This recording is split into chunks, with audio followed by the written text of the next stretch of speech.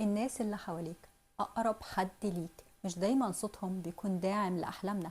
أوقات صوتهم بيحكي عنهم أكتر ما بيحكي عننا. لما يسمعونا يسمعوا نفسهم فينا، ولما يشوفونا يشوفوا نفسهم فينا، يشوفوا أحلامهم والمستقبل اللي كان نفسهم يعيشوه. وفجأة صوتهم يبقى أعلى من صوتك. انت مش عارف مصلحتك، دي أحسن حاجة ليك. الطريق ده ملوش مستقبل، بلاش تضيع عمرك. وآخرتها إيه؟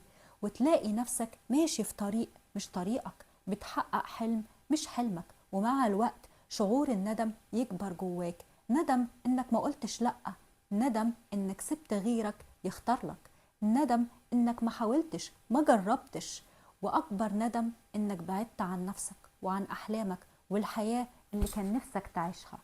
بس وقف لحظة واسأل نفسك، الصوت اللي جوايا ده صوتي بسمع وبشوف فيه نفسي، ولا صوت بسمع وبشوف فيه حد قريب؟ دور على صوتك انت واسمعه، ومن مكان حب ووعي اسمع اللي حواليك وطمنهم علشان صوتهم يهدى. اسأل واستشير أهل الخبرة، واستخير ربنا قبل كل خطوة.